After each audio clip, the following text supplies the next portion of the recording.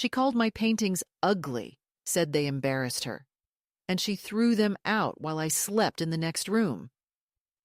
I remember that sentence with a clarity that still startles me, the way a woman remembers the crack of a bone or the moment a door closes from the inside. My daughter didn't even raise her voice when she said it. In fact, she said it lightly, almost casually, as if announcing a forecast or mentioning she'd overcooked the rice, her eyes already darting toward the kitchen window where the garbage truck was rumbling away with the last batch of bags she'd dragged to the curb at dawn. I stood there in my robe, the one with the worn blue cuffs, trying to understand why the house felt so hollow, why the air smelled faintly of turpentine, even though the studio door was wide open and the shelves behind it were bare like ribs after a feast. Only then did it fully settle on me that she had taken everything, every canvas, every sketch, every unfinished gesture of color or shadow, the small studies I'd tucked into drawers, the big canvases I'd leaned carefully against the wall to dry, the ones I painted 20 years ago when her father was still alive, and I was still daring enough to think a woman my age could teach herself something new. I am 78 now, and I live alone in a modest apartment that echoes when I walk, because I have never learned to fill space the way my daughter fills hers. Aggressively, competitively, as if life were a competition for square footage. It wasn't always like this. Once, long ago, she used to sit on my lap while I sketched her profile against the kitchen light, her small fingers touching my brushes with reverence, her head resting against my chest while she asked why shadows looked blue at dusk.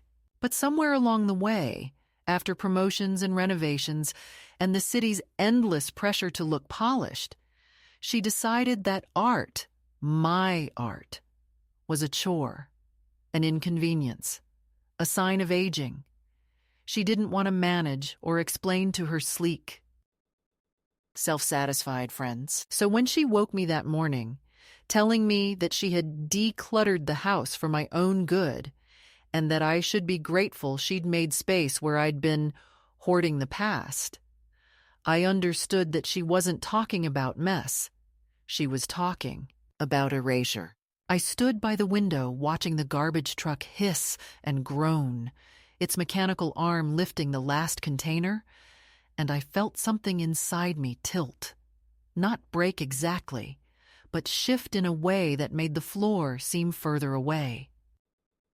She went on talking about minimalism, about health risks, about how colors this intense created emotional noise in a home designed to be serene, and I heard her voice as if through water, detached and distant, because all I could think of was my hands.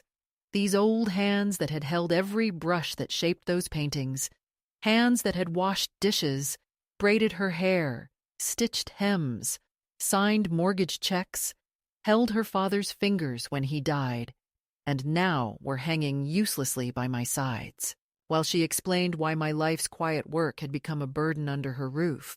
When she asked me not to make a scene, as if grief were a performance I might choose to stage in her immaculate kitchen, something tightened in my throat. Not a sob.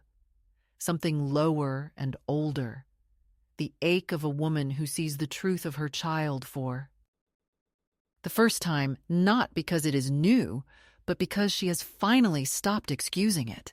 I suppose I should have shouted, or demanded she bring everything back, or stormed outside to salvage whatever scraps remained, but I didn't.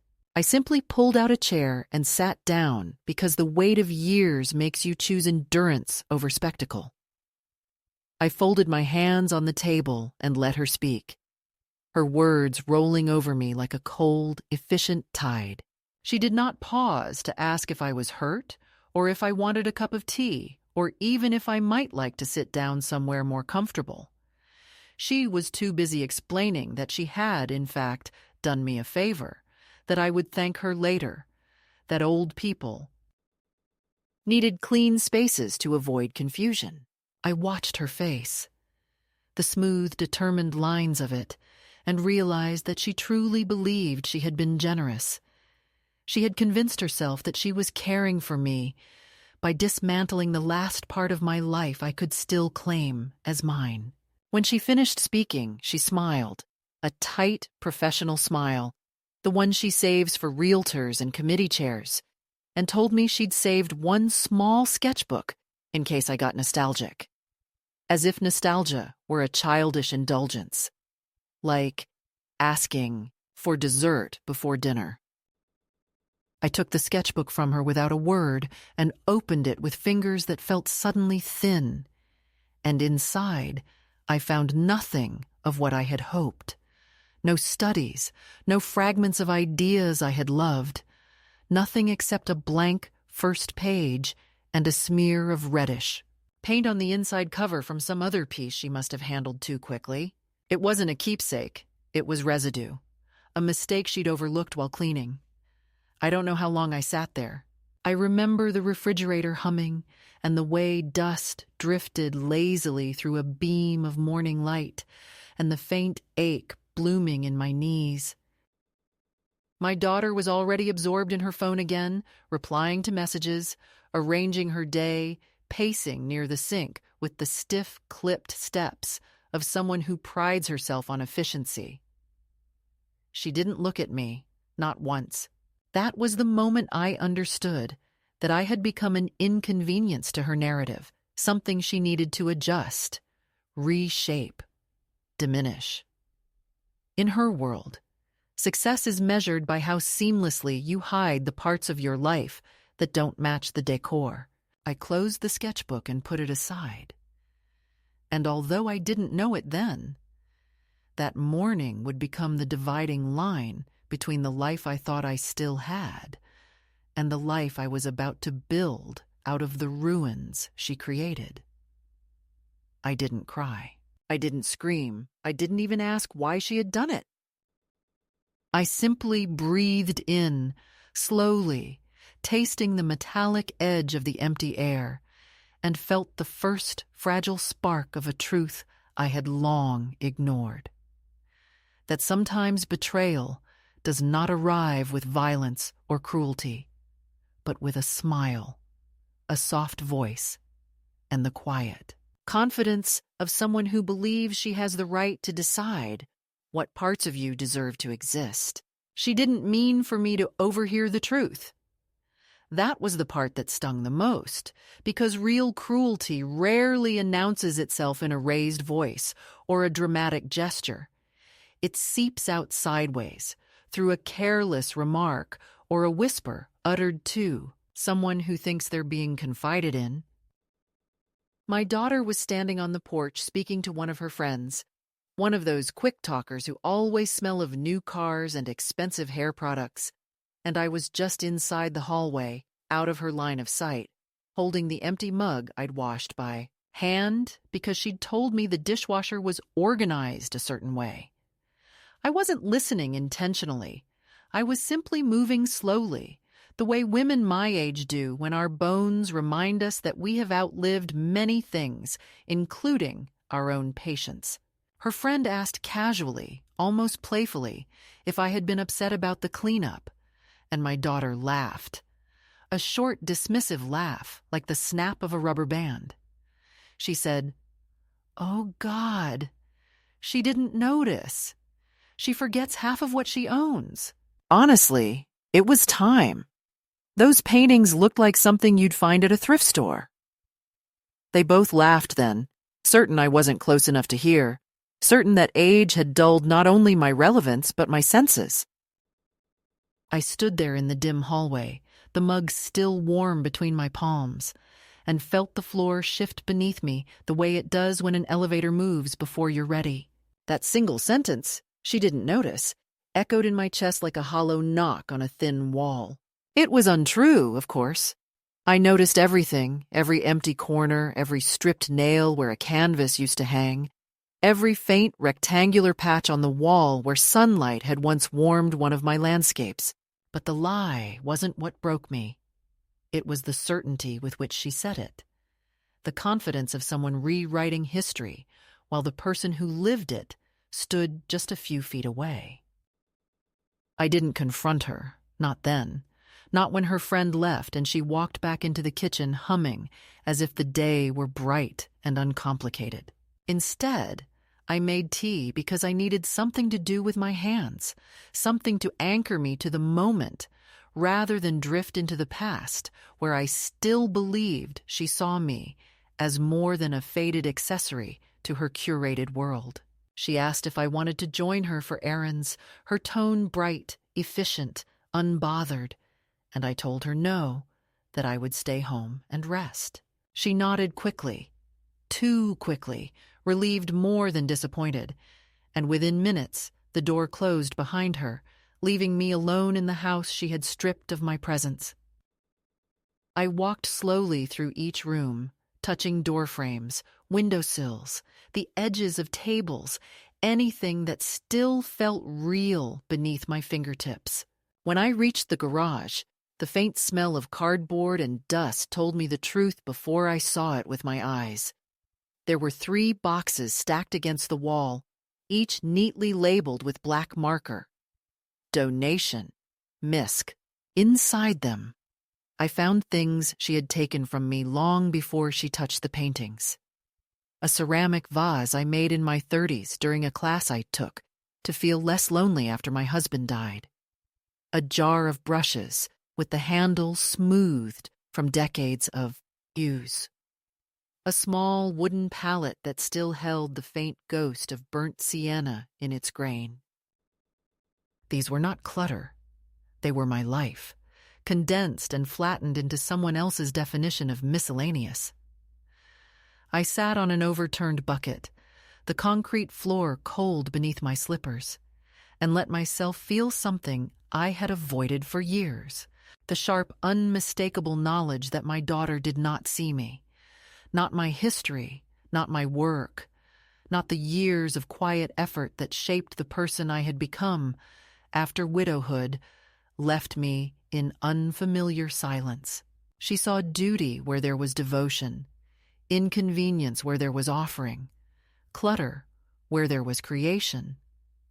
I don't know how long I sat there, my hands resting on my lap the way old women arrange themselves when words are useless.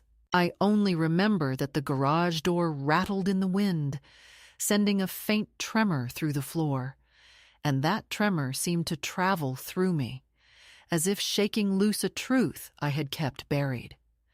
That I was no longer safe in the home I had funded.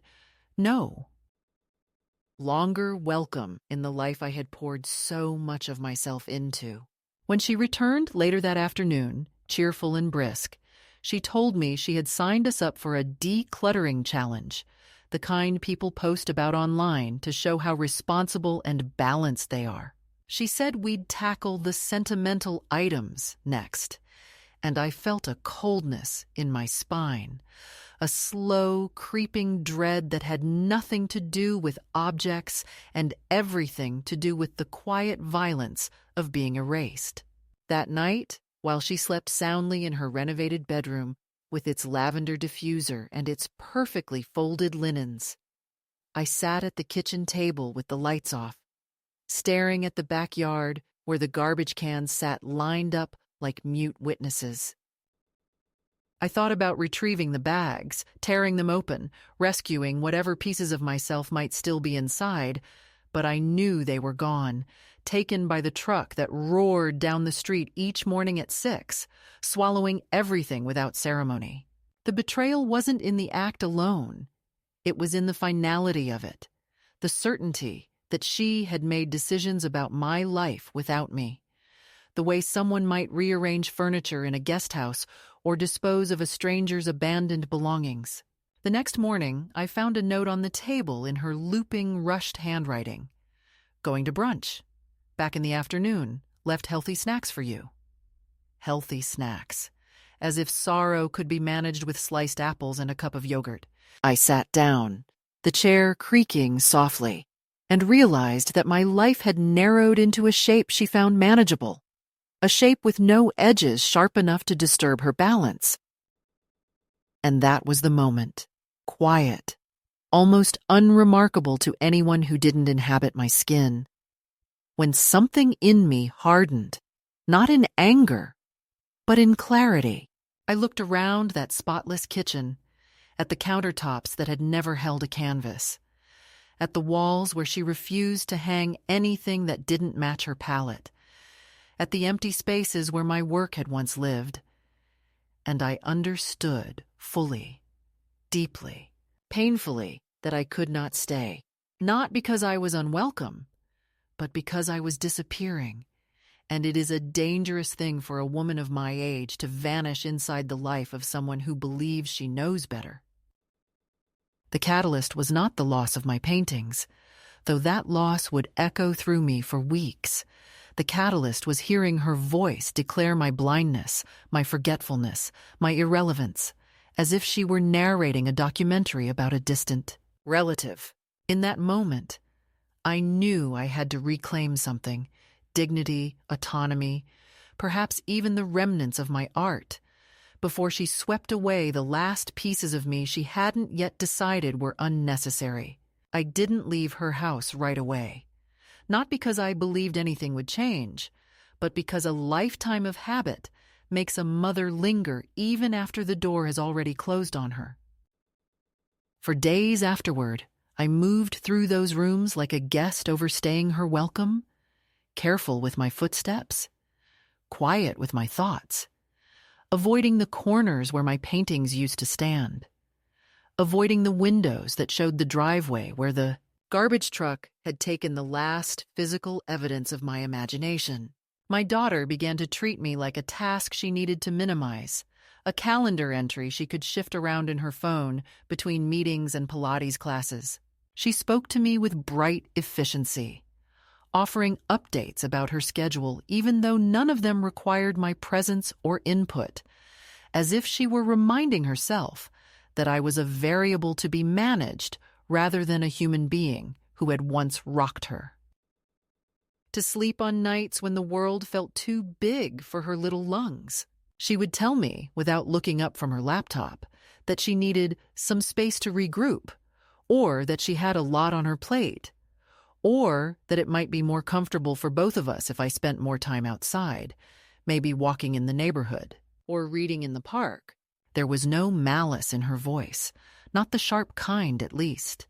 Instead, there was that soft, practiced condescension people use when speaking to someone they've convinced themselves is fragile, slow, or inconvenient. I complied, not because I believed her intentions were kind, but because I needed the air. I began to walk every morning, pretending at first that I simply wanted exercise, but in truth I needed distance from the museum of omissions her home had become. The neighborhood was pleasant in the way expensive neighborhoods often are, quiet and curated and filled with people who nod politely without ever truly seeing you. I would walk past manicured lawns and trimmed hedges, past children with schedules tighter than mine had ever been, past women who moved with the determined swiftness of people who believe time is something they own, not something that owns them. And during those walks, I carried a small notebook in my coat pocket, the last untouched object my daughter hadn't found. A notebook with thinning edges and a cover softened from years of being handled. I didn't draw anything new, not yet. I wasn't ready to try rebuilding what she had broken. Instead, I wrote down colors, shapes, fragments of thoughts, descriptions of the sky at different hours. I wrote down the way the morning light pooled in the corners of sidewalks, or how shadows fell across the trunks of the old maple trees lining the street. I wrote down the way a particular house always smelled faintly of jasmine when I passed it, or how the sun snagged on the red tips of a hedge that had been trimmed too early in the season. These were small things, but they were mine. And as I wrote them down, I began to feel a thin thread of myself knitting back together. Inside the house, however, the gap widened. My daughter became impatient with my presence without ever admitting it out loud. She began reorganizing cupboards and closets I used, creating new systems that somehow always removed my things from sight. My mug was replaced with a matching set she said photographed better for her entertaining posts. My scarf, which I kept on a hook near the door because the evenings were still cold, ended up folded inside a bin in the laundry room to reduce clutter. Even the chair I liked to read in was moved to the basement temporarily, though I later found it shoved behind a stack of plastic storage containers labeled with her children's names, as if I were storing memories no one wanted to revisit. With each small relocation, each subtle erasure, I felt myself shrink a little more inside her world, a world she curated like a showroom, cold and impeccable and utterly devoid of history. One afternoon, while she was out, I decided to dust the windowsills in the living room, something I used to do automatically in my own home without thinking, a small ritual of care. When I reached for the cloth, I noticed that the single photograph of my daughter as a child, the one she had kept reluctantly on a small shelf for years, was gone. It wasn't replaced with anything new. The space was simply empty, a blank square of wall that reflected light like a polished stone. I didn't ask her about it when she returned because I already knew the answer.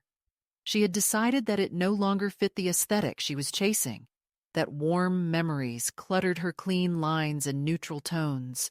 Instead, I asked her if she wanted tea, and she said no without looking away from her phone, adding, with that clipped little sigh she had perfected, that I didn't need to bother myself anymore with helping around the house, as if my touch on anything might leave behind some residue she would have to remove later. That night, I lay awake, listening to the faint tick of the hallway clock and the soft mechanical breathing of the air purifier in her room down the hall. I understood then that staying would mean dissolving, becoming something decorative and silent, someone to be spoken at, but not spoken with. I closed my eyes and pictured my paintings, faces, landscapes, shapes of colors that had once given me breath, and the image of them crushed inside a garbage truck rose up so vividly that I covered my face with both hands and pressed my palms against my eyes until stars of light sparked behind them. I had not cried when she threw them away, but that night something inside me sobbed without sound. In the morning, I made myself a bowl of oatmeal, the kind she insists is heart healthy, though she never eats it herself. I sat at the counter, stirring it slowly, watching the sun slide across the floor in a soft golden ribbon. She walked in already dressed for the day, her hair pinned in that severe style she likes when she wants to look professional, though she wasn't going to the office. She barely glanced at me as she fixed herself a smoothie, her hands moving swiftly, confidently, as if efficiency were proof of character. I waited until she finished washing the blender before I spoke. I told her I planned to take a longer walk that day, maybe go into town, maybe visit the old art store if it still existed. She paused, her hand tightening on the cloth she was using to wipe the counter. She asked, with a tone so falsely casual that it rang louder than any alarm, if I needed help running errands, if I wanted company, if I was feeling steady. I smiled, because sometimes the only weapon left to a woman my age is a gentle expression that tells the other person you are not fooled. I told her I was fine, that I simply needed fresh air. Her relief was immediate and unguarded.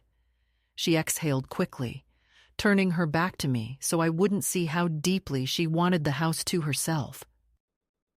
I finished my oatmeal, left my bowl in the sink, grabbed my coat and small notebook, and stepped outside into the cool morning air. I walked for hours, past the edge of the neighborhood, past the tidy streets and the ornamental trees, all the way to a small cafe where I recognized none of the faces and felt, for the first time in weeks, invisible in a way that felt like freedom rather than erasure.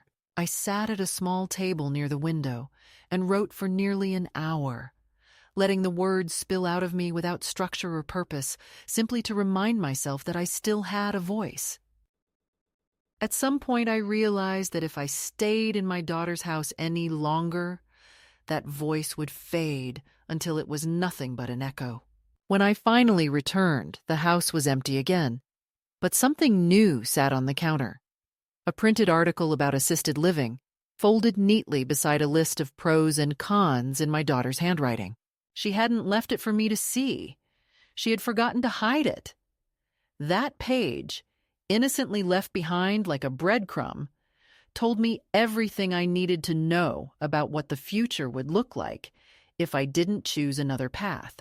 There was no fight, no explosion, no confrontation, just a clear, inevitable truth settling quietly into place.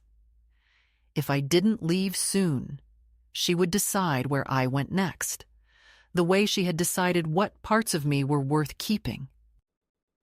I didn't plan to find myself in that small art store on the corner of Alder and Fifth. In fact, I wasn't even sure it still existed, because everything in that part of town had been swallowed by cafes with industrial lighting and boutiques that sold clothing meant to be photographed rather than worn. Yet there it stood, its faded blue awning drooping slightly like an old woman's hat pulled low over her eyes, the hand-painted sign peeling at the edges but stubbornly legible.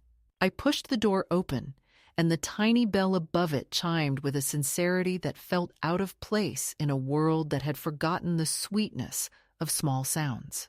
The smell inside was the first thing that struck me.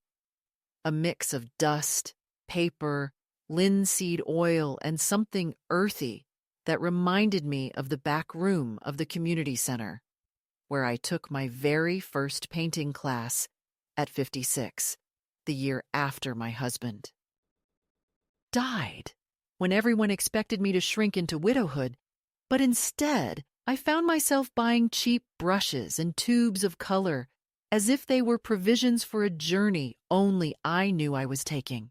I walked slowly between the narrow aisles, touching the edges of sketch pads and jars of pigment, not because I planned to buy anything, but because I needed to feel the texture of a world that still made sense to me, a world where creation wasn't dismissed as clutter or a phase or a hobby one outgrew when life became too glossy. A young man stood behind the counter, no older than 25, with ink-stained fingers that suggested he understood the intimacy of working with his hands. He barely glanced up at first, but when he did, he gave me that warm, curious, half-smile artistic souls sometimes offer, without realizing it's an invitation. I nodded in return and kept moving, drawn toward the back wall where a bulletin board sagged under the weight of community flyers. Art classes, poetry readings, lost pets, homemade jam for sale, a jumble of lives intersecting without permission, or hierarchy. One particular flyer caught my eye, a brightly colored sheet announcing a free critique circle held every Thursday evening at the public library, open to artists of all levels, no registration required. Something inside me fluttered. Not joy, exactly, but a pulse of recognition, faint but unmistakable, like hearing an old song drifting from a far-off window. I reached out and touched the corner of the flyer, not taking it, just grounding myself in the idea that such a place still existed. I don't know what possessed me to speak then, but I heard my voice ask the young man whether anyone actually attended these critique sessions. Most weeks, he said, looking up with a kind of earnestness that made him seem older than he was. People still show up, he added, even though the world pretends everything worth saying now fits into a square on a glowing screen. His words made me laugh softly, and it felt strange, because laughter had grown foreign in my daughter's house, where even joy had to match the decor. I thanked him, and for a moment I lingered, my gaze drifting over to a display of small canvases. They seemed to look back at me with a quiet patience, waiting for me to admit that leaving my daughter's home wasn't enough. I had to rebuild something, even if it was only the faint outline of a life that felt honest. I bought a single brush that day, a round size 6 with a handle of unvarnished wood, and the young man wrapped it carefully in brown paper as if it were a fragile relic.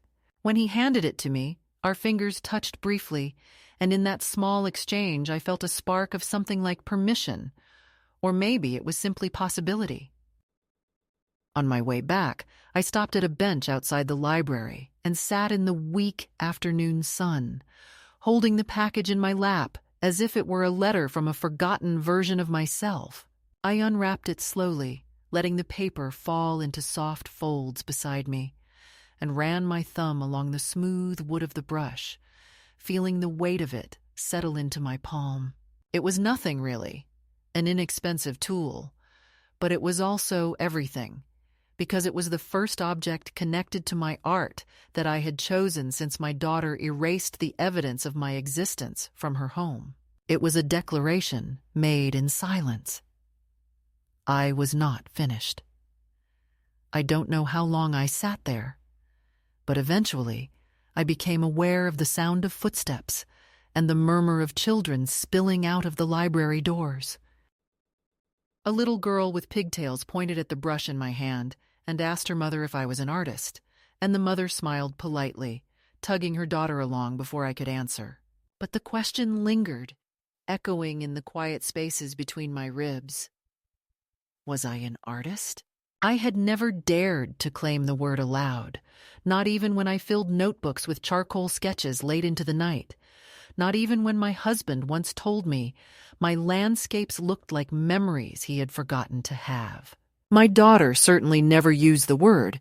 She preferred "your painting hobby," said the way one might describe a grandmother who collects ceramic frogs or knits lumpy scarves.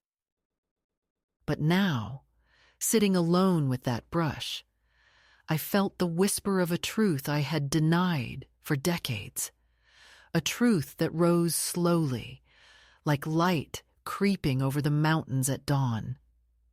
I was an artist because I had created something that came from the deepest place inside me, even if the world or my own child refused to see it. I decided then that I would attend the critique circle, not because I believed my work deserved praise or attention, but because I needed to sit in a room where people spoke the language of color and form without apology. That evening, after returning to my daughter's home and enduring her strained smile and distracted questions about where I had wandered off to for so long, I went to my room, closed the door, and opened the single sketchbook she had spared from the purge. For the first time since the loss, I allowed myself to draw. Not a masterpiece, not even a finished idea, just a shape, the curve of a tree trunk, the soft shadow beneath it, the suggestion of light falling where it shouldn't. My hand shook at first, the line unsteady, but as I continued, something steadied inside me. The room felt too small, the walls too tight, but the page expanded as I worked, and for a brief moment I inhabited a space untouched by her judgment. Later that night, as I tried to fall asleep, I realized I wasn't afraid anymore. Not of her opinions, not of the emptiness she had carved out of my life, not even of the possibility that everything I created from now on might be overlooked. What frightened me instead was the thought of returning to that quiet erasure, of letting myself shrink into a woman whose life had been tidied away by someone else's preference. The shift was subtle but unmistakable. Something inside me had turned, choosing direction instead of drift. I lay in the dim light, listening to the distant sounds of her dishwasher and her curated calm, and I understood with a certainty that felt almost violent that the next steps would be mine alone. I was no longer content to exist in the narrow spaces she permitted. I wanted a life with corners and color and messy, sprawling breadth. I wanted rooms where light could fall without permission. I wanted to hear my own voice without waiting for someone to mute it. That was the moment, quiet as a held breath, steady as a brushstroke, when the balance shifted. I was not leaving her life. I was returning to my own. I didn't expect the library room to be so full or so bright or so unapologetically ordinary when I walked in that first Thursday evening carrying my one small sketchbook and the cheap brush wrapped in its now softened brown paper. In my mind, places where people gathered to talk about art were always dim and smoky and filled with long silences. But this room had fluorescent lights that hummed faintly, a stale coffee smell drifting from a metal urn on a folding table, and a mismatched collection of chairs that looked like they had lived several lives before ending up here. And yet, there was a kind of unexpected holiness in the way people hunched over their portfolios and rolled canvases, in the nervous coughs and the polite nods, and the careful unzipping of worn-out cases, as if all of us had carried something fragile from our private worlds into this generic space and were now waiting to see if it would survive. I sat in the back at first, near the bookshelf that held outdated encyclopedias and a few forgotten paperbacks, telling myself I was only there to observe, that I wouldn't have to show anything, that I could simply listen and learn. But the woman running the circle, a small, sturdy person with a gray streak in her hair and paint under her fingernails, noticed me immediately, offered me a pencil to sign in with, and asked, with a directness that was neither invasive nor soft, "What do you make?" The question startled me more than it should have, partly because no one had asked me that in years without immediately answering for me, calling it little paintings or your hobby or those colorful things, but also because the verb she chose, make, not do or dabble or try, landed somewhere deep inside my ribs. I swallowed, felt my throat tighten, and finally said, almost under my breath, that I painted, or at least I used to, that most of my work was gone now, thrown away during a family cleanup, and that all I had with me tonight were some sketches, nothing serious, nothing important, just lines and studies and fragments. She didn't flinch at the word thrown away the way I hoped she would. She just nodded slowly, as if cataloging not just my answer, but the pain behind it. And then she gestured to the circle and said, "That's still something. You're in the right place. We all lost work somehow. Mold, landlords, exes with trucks. Show us what you've got when you're ready." People shared in turns, and I watched the ritual closely, trying to understand the rules of this small society. They would place their work on an easel or prop it against a chair, then step back with a combination of pride and terror, while the others asked questions that were neither cruel nor falsely kind. They talked about composition and light and intention, but they also talked about feeling, about the moments that led to certain choices, about the weight of a color or the silence in a blank corner, and gradually I felt my shoulders loosen, because here art was not being judged like decor. It was being received like a confession. When it was my turn, my hands shook a little as I laid the sketchbook open on the table, the pages flimsy compared to the canvases I no longer had, and for a second I almost closed it again, But the gray-streaked woman, her name was Ruth, I later learned, said softly, "Take your time, but don't take it all." And something in her voice made me breathe out and step back.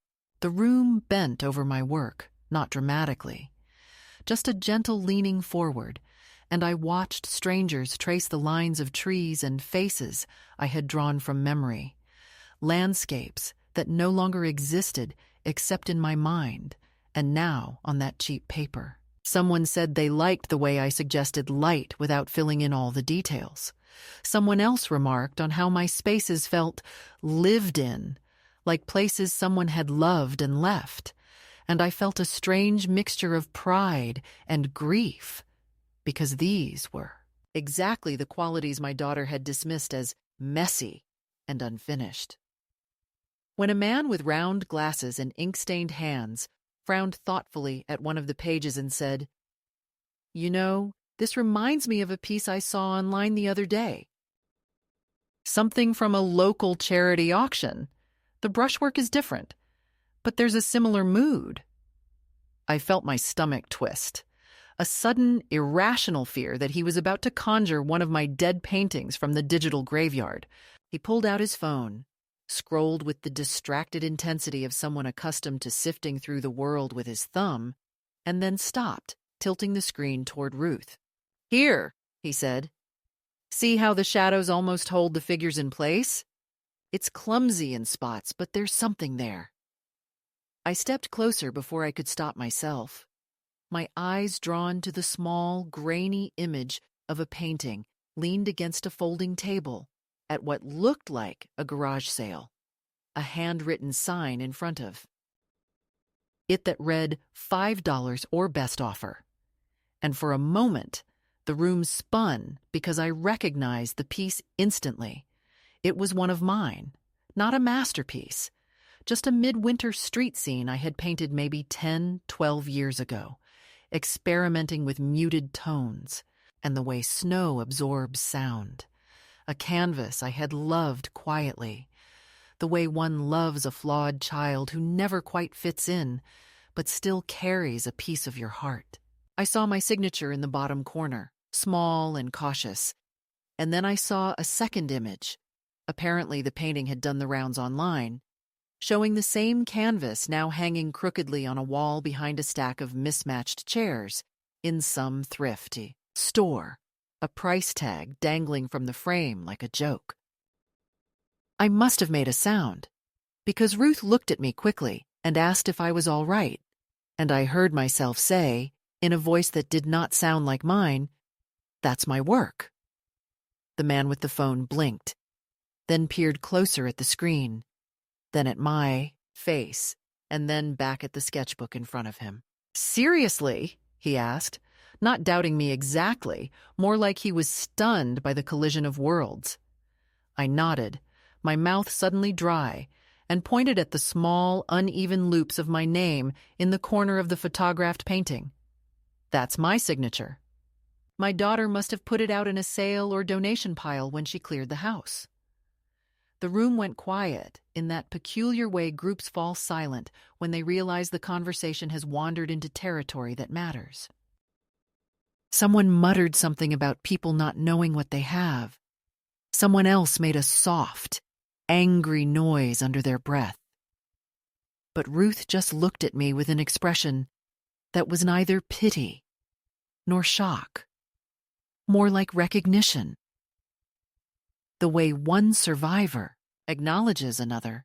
Over the next week, that image burrowed into my mind, resurfacing at odd moments, like when I stirred soup on my daughter's sleek stove or folded the neutral towel she so proudly stacked in geometric perfection. I would see that painting, my painting, slumped at awkward angles in unfamiliar spaces, reduced to a bargain, a curiosity, a leftover.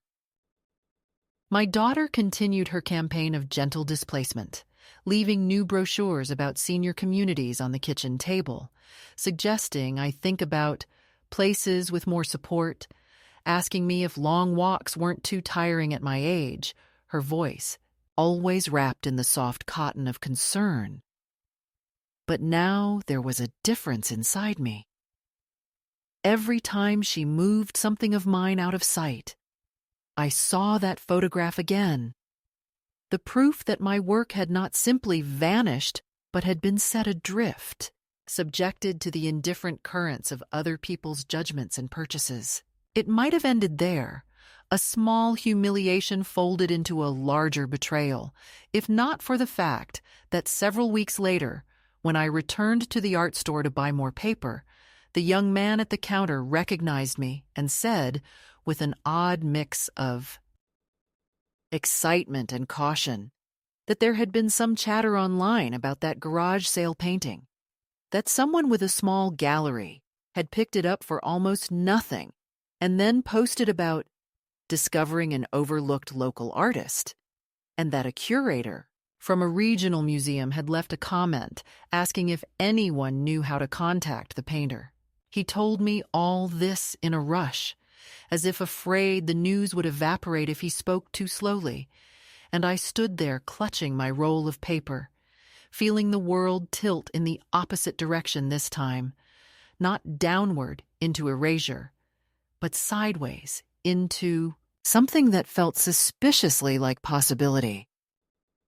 He didn't know my name yet, not the one on the painting at least, but when he described the piece, winter palette, small figures crossing a muted street, signature in the lower right, I felt my knees weaken and had to lean against the counter. He offered to look up the post for me, and we stood shoulder to shoulder staring at his phone as he scrolled through a chain of comments, some banal, some enthusiastic, one from a user with the museum's logo as their avatar, asking whether the artist was still working and if more pieces were available for viewing. My name wasn't mentioned, just the photograph of the painting, cropped poorly, the light bad, the colors flattened, and yet, there it was. The work they had all once stepped around or ignored in my daughter's living room, now attracting the interest of strangers who saw something in it worth discussing. The irony was so sharp it almost made me laugh, but instead I felt a slow, careful anger rising in my chest, not the wild fury of youth, but the steady, measured indignation of a woman who has finally realized she has been standing outside her own life, watching others rearrange it. Ruth insisted we draft a simple response together, something that didn't sound desperate or confused, and since I had never in my life written to a museum about anything, I let her guide me. We sat at one of the small tables in the back of the store, using the owner's dusty laptop because I refused to attempt this on my daughter's devices, and I created an email address with my own name, not the pet names or diminutives others had given me over the years, but the full, formal version I had used only on official documents. We wrote, "I believe I am the original painter of the work you commented on recently. The winter street scene currently circulating online appears to be mine, created approximately 12 years ago. Much of my work was disposed of without my consent during a household clearance. If you are still interested, I would be willing to discuss the piece and any other surviving works." It felt strange to see the story condensed into those few sentences, stripped of the emotional landscape that had birthed it. But I understood that, for now, this was enough. The details, the pain, the betrayal, all of that could remain folded inside me like a primed canvas, waiting for its first stroke.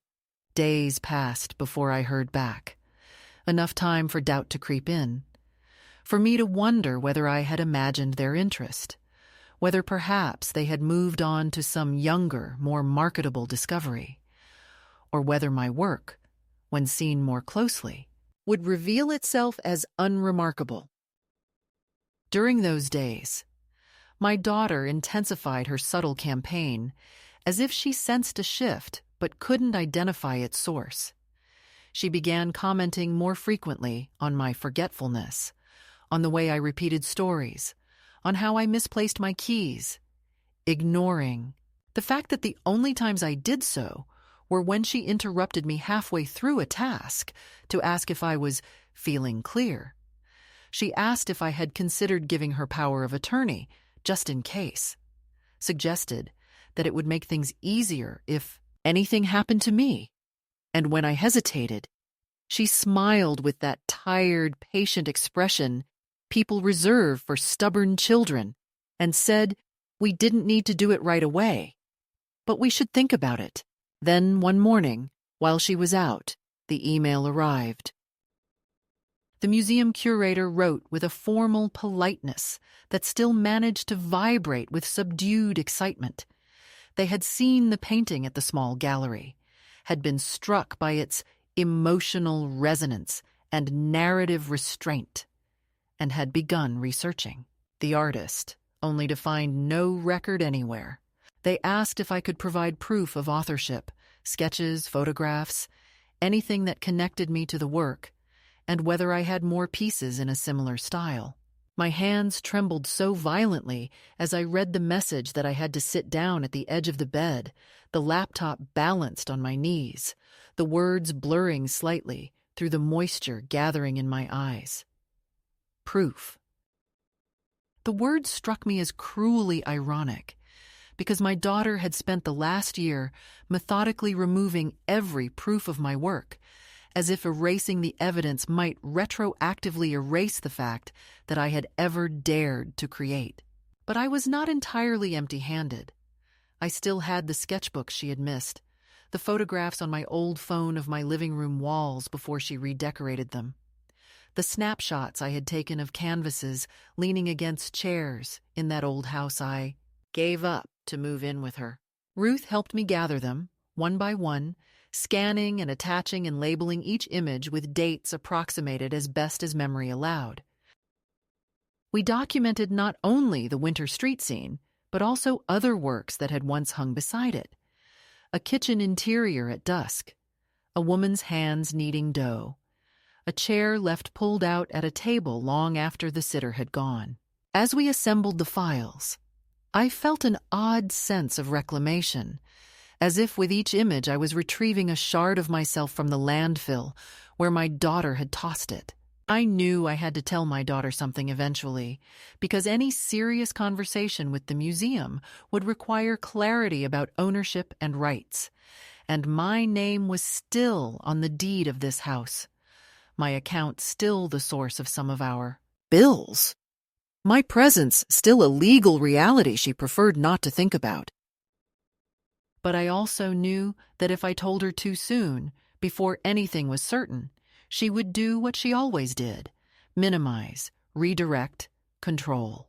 So I waited until the curator scheduled a call, until there was a date and time and a promise to discuss the potential of acquiring the painting and perhaps more work, until my heart had steadied enough to withstand the storm I knew was coming. When I finally told her, one evening when she came home flushed from some networking event, it was not a grand announcement, just a simple statement at the kitchen table that a museum had taken interest in one of my paintings, that the canvas she had sold or given away at a garage sale had traveled further than either of us expected, that they were asking to speak with me. For a moment, she simply stared, her face blank, the words bouncing off the smooth surface of her composure, and then something flickered in her eyes, a quick calculation, a narrowing of focus, and she laughed, a small, brittle sound that made the hairs on my arms stand up. She said things are always exaggerated online, that interest could mean anything, that I shouldn't get my hopes up. And then, when I calmly told her the name of the museum and the date of the call, she changed tactics, her voice softening into concern. She wondered aloud whether I might be confused, whether perhaps they were just being polite, Whether at my age, handling anything complicated might be stressful. When that didn't deter me, when I told her, with more steel than I had used with her in years, that Ruth and I had already prepared documentation and that I would be taking the call from the library where I attended the critique circle, her expression hardened in a way I had never seen. A flash of something proprietary, a tightening of the mouth that said, more clearly than any words, that she believed my life and everything in it belonged under her management. She reminded me that she had arranged the garage sale, that she had facilitated the painting's journey into the world, and therefore any opportunity arising from it was, in a sense, linked to her efforts. The implication hung between us, unspoken but unmistakable. If there was any money, any recognition, any tangible outcome, she expected a say, perhaps even a share. That night, after she went to bed, I sat alone in the dim kitchen, the hum of the refrigerator sounding louder than usual, and I realized that whatever was coming next would not simply be a joyful discovery or a late-in-life validation. It would be a test of everything I had quietly begun to reclaim. The past was not done with me, and neither was my daughter. They were both converging on this fragile new path I had chosen, and I would have to decide, once and for all, whether I was willing to step out of the role I had played for decades, the accommodating, invisible mother, and stand as the artist these strangers believed me to be, even if it meant standing against my own child's expectations. I arrived at the library nearly 40 minutes early because I knew that if I stayed at my daughter's house a moment longer, I would lose the clarity I had fought so hard to build, and I sat in the same chair I had taken during that first critique circle, gripping the cheap brush I kept in my bag like a talisman, the polished wood warmed by my hands, reminding me that even if everything else had been thrown away, I was still capable of creating something that was mine alone. The room was empty, except for the hum of the air conditioning and the faint smell of carpet cleaner. And as I waited, I rehearsed the simple sentences I had planned to say to the curator, sentences that affirmed my authorship without apology, sentences that did not shrink or hedge or soften themselves the way I had learned to do for my daughter, and each time I repeated them silently, I felt another thread of the old fear loosen its hold around my chest.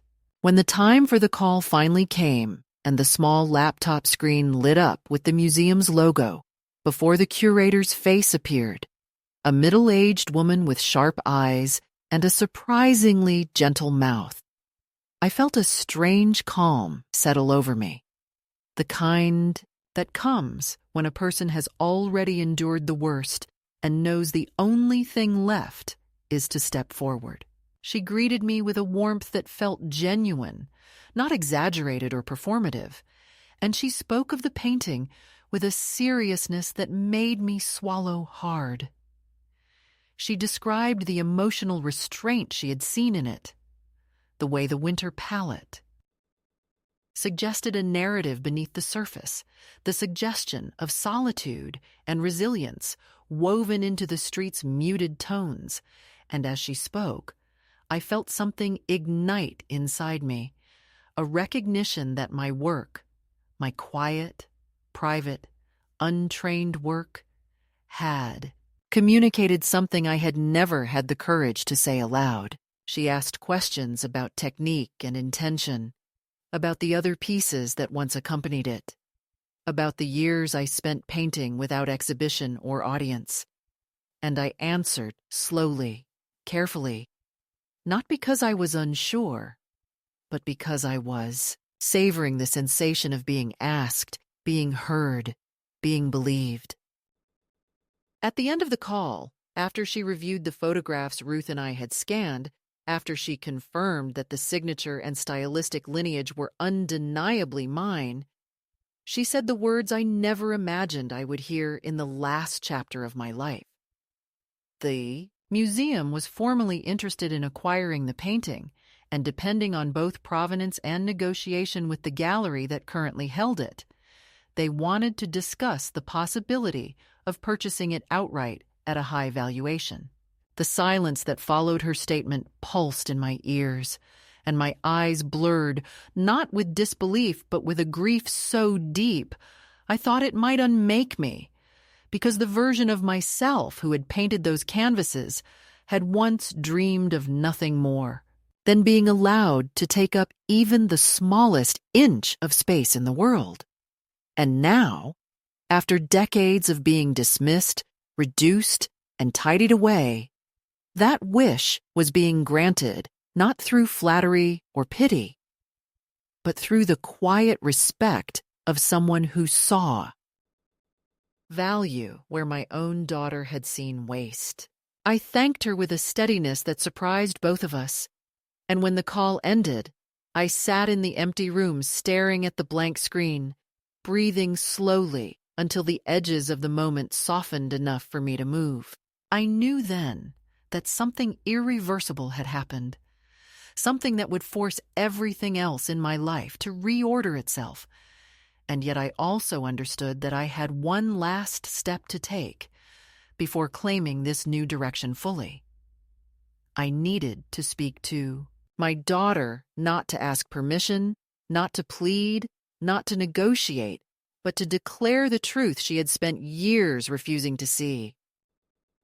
When I returned to the house, she was pacing in the kitchen as if she had been waiting for news, though she pretended she was only tidying the counter, her fingers tapping impatiently against the marble. She asked, with exaggerated casualness, how my little meeting went, and when I told her plainly, without embellishment, that the museum was moving forward with a formal acquisition and that they intended to name me as the artist in their materials, she froze, her mouth tightening as if she had bitten into something sour, and in the silence that followed, I felt every unspoken resentment between us rise like steam. She reminded me again, sharply, that she had arranged the sale, that she had been the one to introduce the painting to the world by putting it out where someone could find it. And she said it with such conviction, I almost laughed, because the absurdity of her argument was not rooted in greed alone, but in her genuine belief that my art existed only in relation to her choices, her tastes, her interventions. When I told her I would handle all further communication myself and that I had already consulted with someone about securing my rights, she exploded, not dramatically, not with screaming or slamming doors, but with that cold, slicing tone I had feared. For years, the tone that accused me of being ungrateful, of being confused, of being manipulated, of not understanding how the world works, of endangering both of us by acting independently. But this time, her voice did not reach me the way it once had. It slid off me like water meeting stone. I waited until she ran out of breath and then told her, calmly, that the house we stood in still partly belonged to me, legally and financially, and that I was removing myself from her care because she had mistaken caretaking for ownership. I told her I would be moving out, that I would be reclaiming the money she had been managing, that I was hiring counsel not to fight her, but to protect myself, and that any attempt to insert herself into the museum's process would only harm her. She opened her mouth to protest, but I held up my hand, not aggressively, but firmly, the way I used to when she was a child on the brink of a tantrum, and in that gesture, I felt decades of silence break like a bone, finally setting itself back into place. I went to my room without waiting for her reply, packed my few belongings, my notebook, my brush, the clothes she hadn't deemed outdated, and called Ruth, who arrived 30 minutes later with her old station wagon and a thermos of warm tea. We loaded my bags together, the two of us working quickly because I could sense my daughter watching from the kitchen window, her face pale and unreadable. And when everything was in the car, I turned back to the doorway where she stood. For a moment, we simply looked at each other. The distance between us filled with every version of ourselves we had outgrown or neglected. Then, I said the one sentence I had carried with me for days, a sentence that rose from a place so deep it felt like a kind of truth, telling I had been practicing all my life without ever speaking aloud. You threw away my work, but you will not throw away me. I did not wait for her response. I closed the door gently, slid into the passenger seat beside Ruth, and felt the smallest, most undeniable flicker of joy as we drove away. Not because a museum wanted my painting, but because I had done the one thing she never believed I was capable of. I chose myself. The morning after I left my daughter's house, I woke in the small rented room above Ruth's garage, the thin curtains stirring with the early light and the quiet creak of the house settling below. And for the first time in years, I felt no need to brace myself before opening my eyes. The air was cool and slightly dusty, filled with the smell of old wood and the faintest trace of lavender. And though the room was bare, a narrow bed, a chipped dresser, a desk with one wobbling leg, it felt more honest than any of the immaculate, curated spaces my daughter had spent years polishing as reflections of herself. I sat at the desk and opened the window, listening to birds whose names I had forgotten, watching sunlight spill across the yard where weeds and wildflowers grew side by side without apology, and something inside me loosened.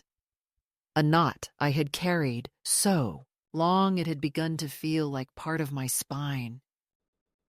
I brewed a small pot of coffee on the hot plate Ruth had set out for me, and when I poured it into a mismatched mug she'd found in her basement, I realized how deeply I had missed the simple pleasure of holding something that did not demand to fit a theme or a palette, something that could exist just as it was without defending its place. Later that day, the museum sent a formal contract for acquisition, and though the numbers were larger than anything I had allowed myself to imagine, what caught my breath was not the amount, but the acknowledgement.